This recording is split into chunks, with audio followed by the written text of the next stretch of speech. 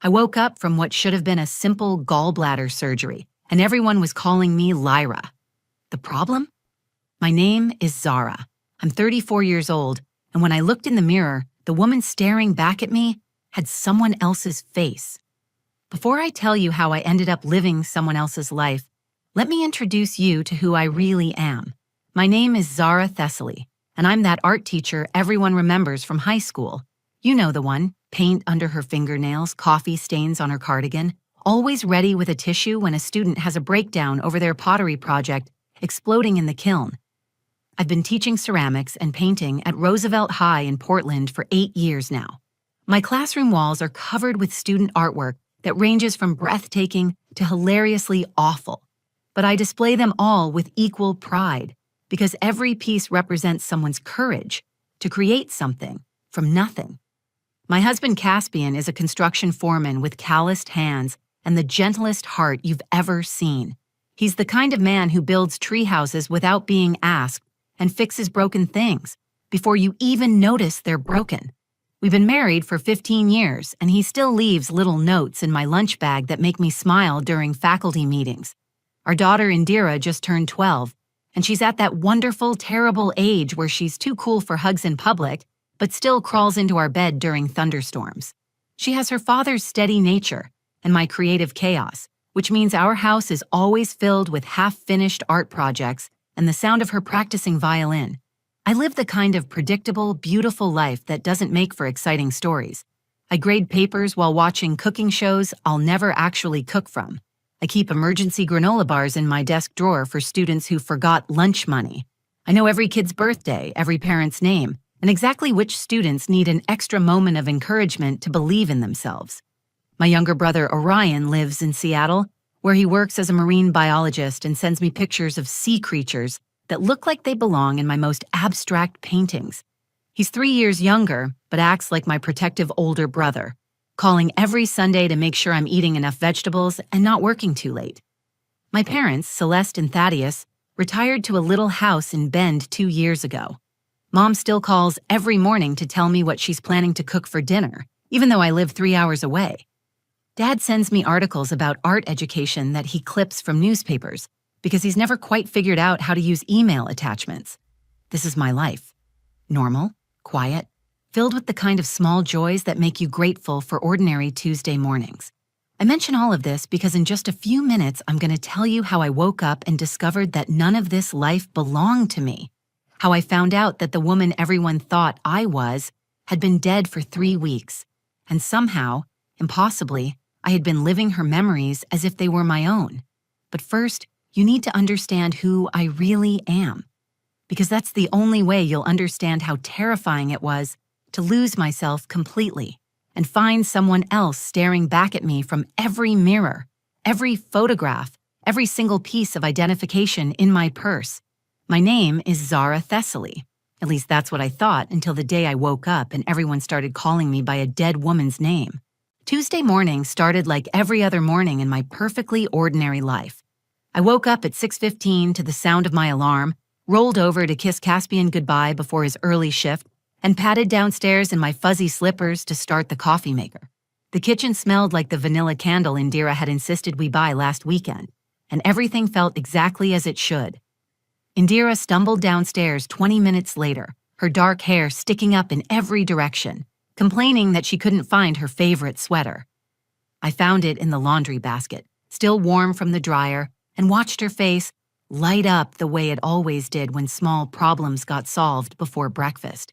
These are the moments that make up a life, I thought, buttering her toast and packing her lunch with the sandwich cut into triangles because she claimed they tasted better that way.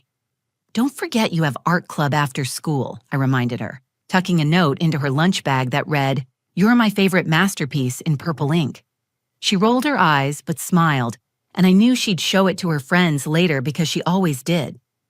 Caspian grabbed his coffee mug and hard hat, kissing my forehead before heading out to the construction site where his crew was building a new community center.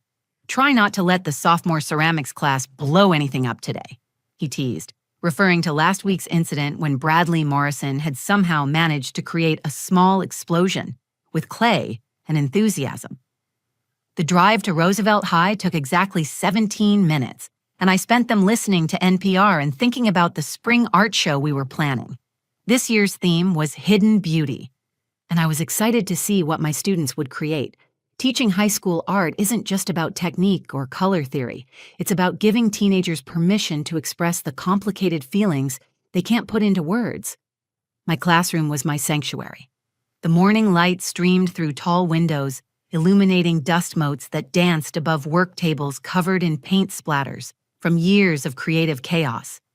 I had 45 minutes before first period, which I always used to prepare materials and mentally rehearse the day's lessons. Today we were starting a unit on self-portraits, and I'd planned to show them how to see beyond their own insecurities to capture something true about themselves. But as I arranged brushes and squeezed paint onto palettes, I felt a strange, sharp pain in my right side.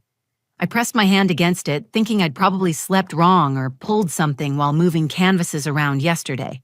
The pain faded, so I dismissed it and focused on greeting my students as they filed in for first period. Emma Rodriguez showed me her latest drawing, a detailed sketch of her grandmother's hands that captured decades of hard work and gentle love. Marcus Thompson, usually more interested in basketball than art, surprised me by asking thoughtful questions about shading techniques. These are the moments that remind me why I became a teacher, watching young people discover they're capable of creating something beautiful. But during second period, the pain returned with a vengeance. It felt like someone was driving a hot knife between my ribs, and I had to grip the edge of my desk to keep from doubling over. My student Ashley noticed immediately. "Miss Thessaly, are you okay? You look really pale." I managed to smile and told them to continue working on their projects while I stepped into the hallway. The pain was getting worse, radiating up into my shoulder and down toward my hip. I took slow, deep breaths, thinking it would pass. But by the time the bell rang, I could barely stand upright. My colleague Naya Chen found me in the hallway leaning against the wall and trying not to vomit. Naya teaches English in the classroom next to mine, and we've shared lunch duty and mutual complaints about school board decisions for the past 5 years. She took one look at me and said, "We're going to the hospital, now." I tried to protest. I had 3 more classes to teach, papers to grade, and the spring art show proposal to finish. But Naya wasn't having it. She called the office to arrange for substitutes, grabbed my purse from my desk, and practically carried me to her car. The drive to Portland General Hospital was a blur of traffic lights and increasingly intense pain. Naya kept glancing at me with worry, occasionally reaching over to squeeze my hand when I couldn't suppress a groan. "It's probably just a pulled muscle," I kept saying. But deep down, I knew this was something more serious. By the time we reached the emergency room, I could barely walk. The triage nurse took one look at me and immediately called for a wheelchair. Everything happened quickly after that. Blood tests, an ultrasound, concerned faces whispering in medical terminology I didn't understand. Then Dr. Amara Blackwood appeared, her expression serious but reassuring. "Zara, you have acute gallbladder inflammation. We need to remove it today or you risk serious complications." Surgery. The word hit me like a physical blow, not because I was afraid, but because it felt so surreal. This morning I'd been worried about art supplies and lesson plans, and now I was facing an operating room. I woke up to the sound of hushed voices and the steady, rhythmic beeping of monitors. My mouth felt like cotton, and there was a dull ache in my abdomen where they'd made the incisions. The recovery room was dimly lit, and I could make out shadows moving around my bed. Everything felt foggy, like I was looking at the world through frosted glass. A nurse appeared beside me, her face kind but unfamiliar. She wore purple scrubs and had her blonde hair pulled back in a neat ponytail. "Good morning, Lyra," she said softly, checking the IV line in my arm. "How are you feeling?" The name hit me like ice water. Lyra. Why was she calling me Lyra? I tried to speak, but only a hoarse croak came out. My throat felt raw, probably from the breathing tube during surgery. I swallowed hard and tried again. "I'm Zara," I managed, my voice barely above a whisper. "Not Lyra." The nurse paused, her hand still on my IV tube. She gave me a gentle smile that didn't quite reach her eyes. "You're still a bit groggy from the anesthesia, honey. That's completely normal. Dr. Blackwood will be in to see you soon." Before I could protest further, I heard familiar footsteps in the hallway. Caspian's work boots made a distinctive sound on hospital floors, and I felt relief wash over me. He would straighten this out. He would tell this confused nurse that I was Zara Thessaly, his wife of 15 years. But when Caspian appeared in the doorway, his eyes were red-rimmed and swollen from crying. He looked like he'd aged years in the few hours since I'd last seen him. He rushed to my bedside and took my hand in both of his calloused fingers trembling. "Thank God you're awake, Lyra," he whispered, his voice breaking. "We were so worried. You've been unconscious for so long." The world seemed to tilt sideways. My own husband, the man who'd shared my bed for 15 years, who knew every freckle on my body and every dream in my heart, was calling me by the wrong name.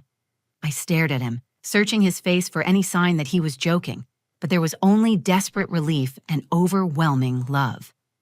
"Caspian," I said, gripping his hand tighter. "What's wrong with you? Why are you calling me Lyra? I'm Zara. I'm your wife, Zara." His face crumpled, and he looked toward the doorway with an expression I'd never seen before. It was fear mixed with something else, something that made my stomach clench with dread. "Lyra, sweetheart, you hit your head. The doctors said there might be some confusion." Before I could respond, Indira appeared beside him, my beautiful 12-year-old daughter, but she looked different somehow, older. Her hair was shorter than I remembered, and she was wearing clothes I'd never seen before. Tears streamed down her cheeks as she looked at me with a mixture of hope and terror. "Mom," she whispered, but then she caught herself. "Lyra, do you remember us? Do you remember me?" The wrongness of it hit me like a physical blow. My own daughter was calling me by someone else's name, looking at me like I was a stranger she desperately wanted to recognize her. I tried to sit up, but pain shot through my abdomen and the room began to spin. "Stop it," I said, my voice getting stronger despite the pain. "Both of you, stop calling me Lyra. I don't know who Lyra is, but I'm not her. I'm Zara Thessaly. I teach art at Roosevelt High. We live in the blue house on Maple Street. Indira, you just started middle school and you're learning to play violin. Caspian, you're building the new community center downtown." They exchanged a look that made my blood run cold. It was the kind of look parents share when their child says something that breaks their hearts, when they have to figure out how to deliver terrible news with gentle words. Dr. Blackwood entered the room at that moment, her expression carefully neutral. She approached my bed slowly, like she was approaching a frightened animal. "Good afternoon, Lyra. I'm glad to see you're awake. How are you feeling?" "My name is Zara," I said firmly, looking directly into her eyes.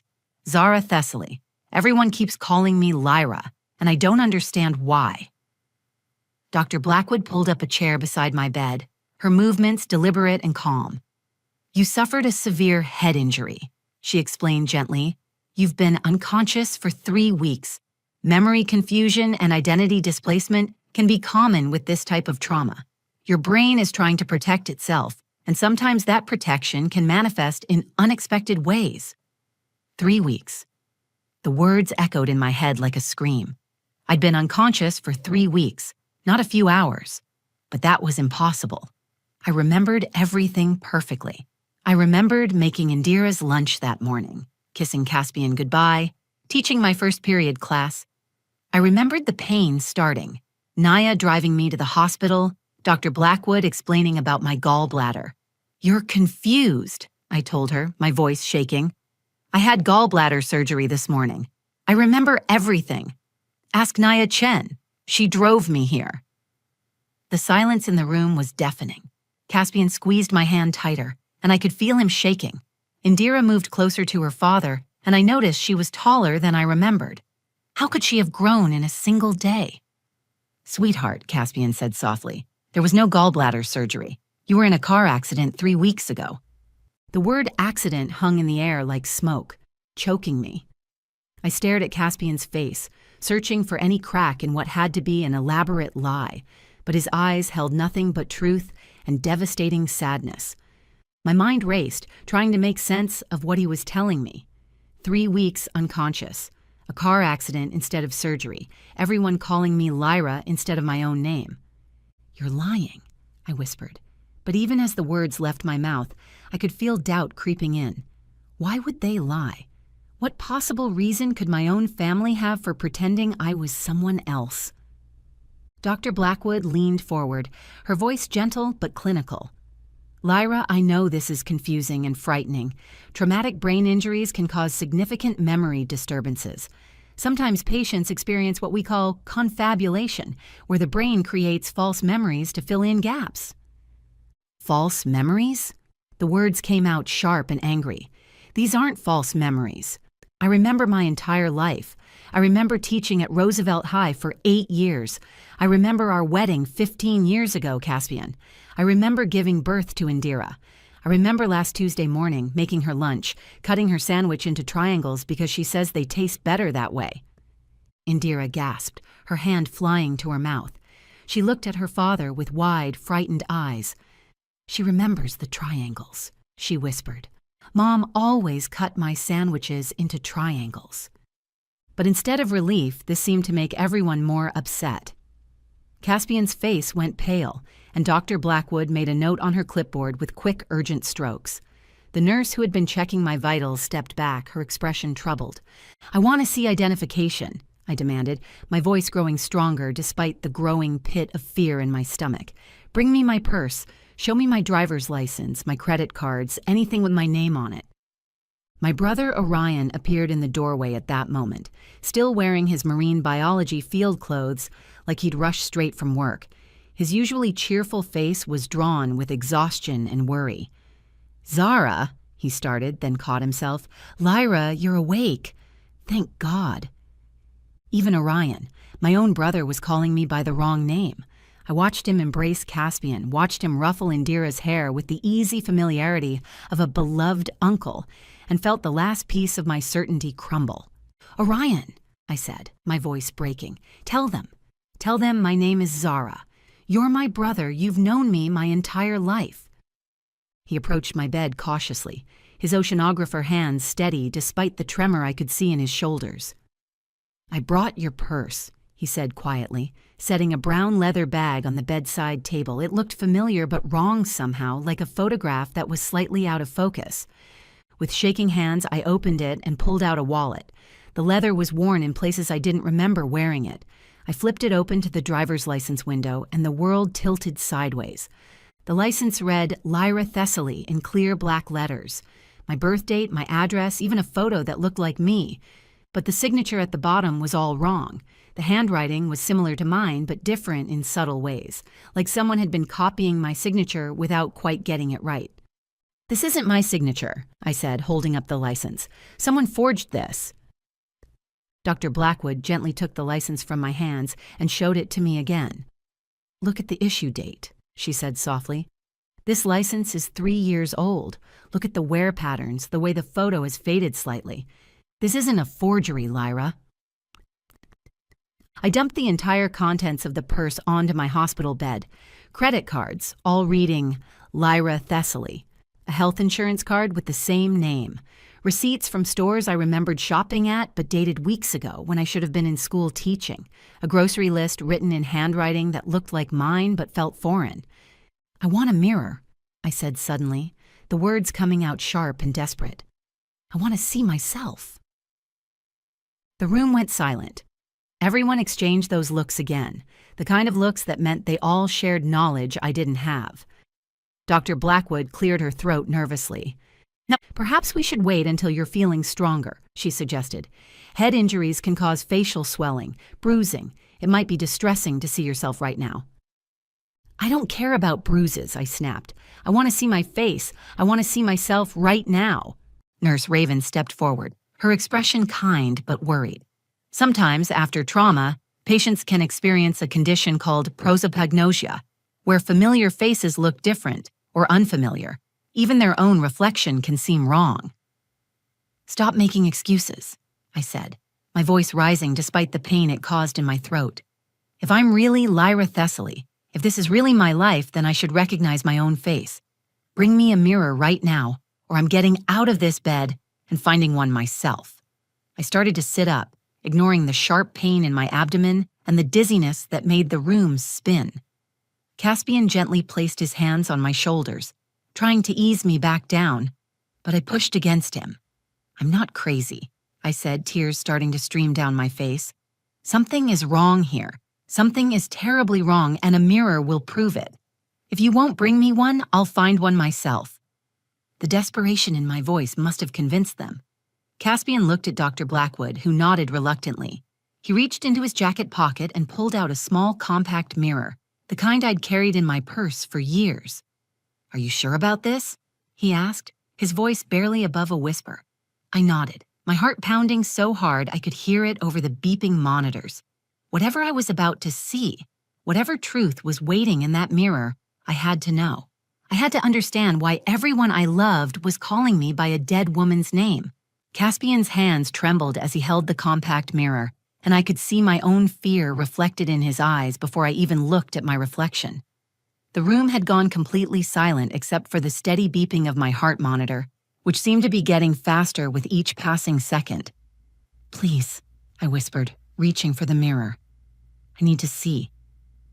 He placed it in my hands reluctantly, and I noticed that everyone in the room had positioned themselves closer to me, like they were preparing to catch me if I fell. Indira clutched her father's arm, and Orion moved to the other side of my bed. Even Dr. Blackwood stepped forward, her professional composure barely concealing her concern. I lifted the mirror slowly, my hands shaking so badly I could barely hold it steady. For a split second, I saw nothing but the overhead lights reflecting off the glass. Then I angled it toward my face, and the world as I knew it shattered completely. The woman staring back at me was not Zara Thessaly. I screamed.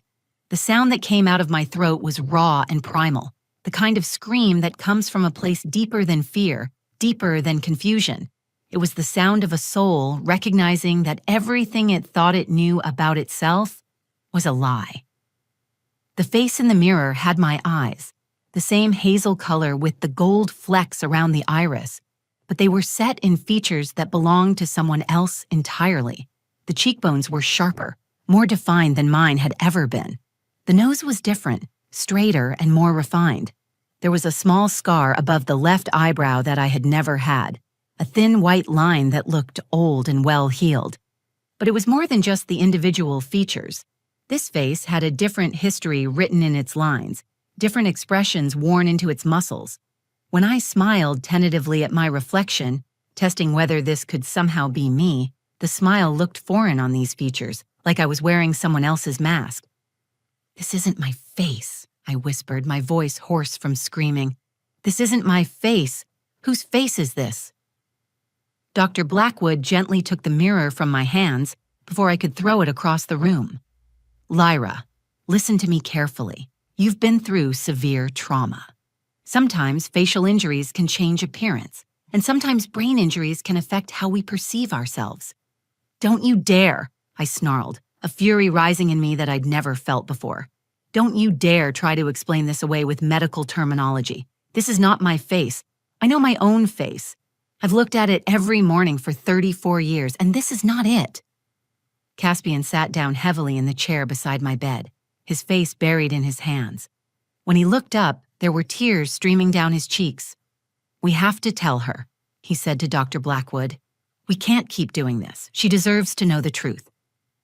"Tell me what?" I demanded, grabbing his arm. "What truth? What aren't you telling me?" My parents chose that moment to arrive. I heard my mother Celeste's voice in the hallway before I saw her, that familiar cadence that had comforted me through childhood nightmares and adult heartbreaks. But when she appeared in the doorway, she looked older than I remembered, more fragile, like she'd been crying for weeks. "My baby girl," she said, rushing to my bedside. "You're finally awake." But even she called me Lyra, my own mother, who had given birth to me, who had named me Zara after her grandmother, was calling me by someone else's name. I searched her face desperately for any sign of recognition, any acknowledgement that I was her daughter Zara, but there was nothing. "Mom," I pleaded, "tell them who I am. Tell them my name is Zara Valdez, not Thessaly. Tell them you're Celeste Valdez, and Dad is Thaddeus Valdez, and Orion is my little brother who studies sea creatures." My mother's face crumpled, and she looked at Dr. Blackwood with desperate confusion. "She remembers us, but the names are all wrong." How is that possible? That's when Dr. Blackwood made the decision that changed everything. She pulled up a chair directly in front of my bed and looked me straight in the eyes, with the kind of expression doctors wear when they're about to deliver news that will destroy your world. "The truth is," she began, her voice steady despite the magnitude of what she was about to say, "you were in a car accident 3 weeks ago. There were 2 vehicles involved, and 2 people in your car. One of them died on impact." The room went so quiet I could hear my own heartbeat echoing in my ears. The woman who died was named Lyra Thessaly. She was 34 years old, an art teacher at Roosevelt High, married to Caspian, mother to Indira. The woman who survived, who's been unconscious for 3 weeks, who woke up today with all of Lyra's memories, is named Zara Valdez. The words hit me like physical blows. I felt like I was drowning, gasping for air that wouldn't come. "You're saying I'm not Lyra Thessaly?" "No," Dr. Blackwood said gently. "You're Zara Valdez. But somehow, impossibly, you have all of Lyra Thessaly's memories. You remember her life as if you lived it yourself. You remember her husband, her daughter, her job, her daily routines, because for reasons we don't understand, her memories transferred to you during the trauma." Caspian leaned forward, his voice breaking. "Lyra was your best friend. You were driving to her house when the accident happened. You've been living her life in your mind while your body healed, but Lyra died 3 weeks ago." The room began to spin as the full horror of the situation crashed over me. I wasn't losing my memory. I was remembering someone else's life. The woman whose face I saw in the mirror wasn't me recovering from injuries. It was me discovering I had been living as a ghost, carrying the memories of my dead best friend while her family grieved around my unconscious body. "Lyra is dead," I whispered, the words feeling like broken glass in my throat. "And I've been living her life." The weeks that followed were the strangest, most painful period of my life. I had to learn to live as Zara Valdez while grieving for Lyra Thessaly, a woman whose memories I carried like precious cargo, but whose life I could never truly claim as my own. My real parents, Tom and Linda Valdez, came to visit every day, bringing photo albums and stories from my actual childhood. They showed me pictures of myself as a little girl, with gap-toothed smiles and pigtails, trying to help me remember who I really was. But those memories felt distant and faded, like looking at someone else's vacation photos. The hardest part was watching Lyra's family struggle with loving me while mourning her. Caspian would sit beside my hospital bed for hours, talking to me about their life together, showing me videos on his phone of family vacations and birthday parties. I could see him searching my face for any trace of the woman he'd lost, and it broke my heart every time he looked disappointed. Indira was the most heartbreaking of all. She would visit after school, curled up in the chair beside my bed, doing homework while stealing glances at me like she was trying to memorize my face. One afternoon, she brought me a painting she'd made in art class, a portrait of a woman with kind eyes and paint-stained fingers. "I painted this from memory," she said quietly. "It's supposed to be Mom. I mean, Lyra. I mean, you when you were her." She started crying then, 12 years old and trying to navigate grief that no child should have to understand. "I miss her so much, but you have her eyes. You laugh like her sometimes. It's confusing." I held her while she cried, and in that moment I understood something profound. Love doesn't require DNA or shared history. This little girl needed a mother figure, and somehow, through impossible circumstances, I had become the keeper of her mother's love. Dr. Blackwood explained that my case was medically unprecedented. "We've seen memory transfer in some rare cases of severe trauma," she told me during one of our sessions, "but never to this extent. You didn't just absorb random memories, you absorbed an entire identity, complete with emotional connections and learned behaviors." The investigation into the accident revealed the devastating truth about that night 3 weeks ago. Lyra had called me, sobbing, asking me to come over. She and Caspian had been going through a difficult separation, though they were trying to work things out for Indira's sake. She was lonely and scared, and I had rushed to be with her because that's what best friends do. We'd been driving back from dinner, Lyra in the passenger seat, when a drunk driver ran a red light and slammed into her side of the car. The impact killed her instantly, but somehow, in those final moments of consciousness before my own injuries took hold, her memories had somehow transferred to me. My real life, the one I'd forgotten, was different from Lyra's, but not unhappy. I was single, teaching art at a different high school across town. I lived in a small apartment filled with my own paintings and had been saving money to open my own art studio someday. I had close friendships, including my deep bond with Lyra, but I'd never married or had children. Learning to be Zara again while carrying Lyra's memories was like learning to speak a new language while trying to remember your native tongue. Some days I would automatically reach for coffee creamer that Lyra loved, but Zara had always drunk her coffee black. Other days I would panic when I couldn't remember my real mother's maiden name because Lyra's mother's name felt more familiar. But the most surprising discovery came 6 months later, when Caspian asked me to coffee, not as Lyra's replacement, but as Zara, the woman who had been his wife's best friend and who now carried pieces of both their lives. "I've been thinking," he said, stirring sugar into his coffee with nervous precision, "about love and memory and what makes a person who they are. You're not Lyra, and I'm not asking you to be, but you carry her love for Indira, and you understand her heart in ways no one else can. Maybe that's enough to build something new on." It wasn't a romantic proposition, not at first. It was something more practical and more profound, a recognition that families can be created from love and necessity, not just blood and tradition. Indira needed stability. Caspian needed help navigating single parenthood, and I needed to honor the memories I carried while learning to live my own life. Today, 2 years later, I teach art at Roosevelt High in Lyra's old classroom. I kept her job not because I was trying to be her, but because when I walked into that space, it felt like coming home.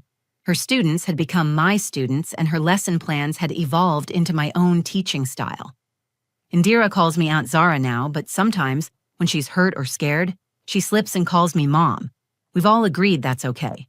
Love doesn't follow neat categories, and grief doesn't stick to timelines. We're creating our own kind of family, built on the foundation of loss but held together by choice. I keep a small framed photo of Lyra on my desk, not as a shrine, but as a reminder that love transcends death, that memories can be gifts even when they come wrapped in tragedy.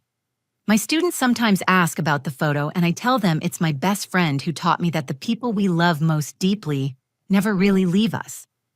The most important lesson I learned from living someone else's life is that identity isn't just about memory or genetics or the name on your driver's license.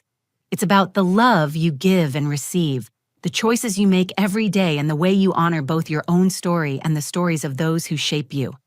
I am Zara Valdez, but I carry Lyra Thessaly's love for her family, her passion for teaching, and her belief that art can heal broken hearts. I'm not the same person I was before the accident, but I'm not trying to be. I'm something new, something that couldn't have existed without tragedy, but has become beautiful in its own unique way.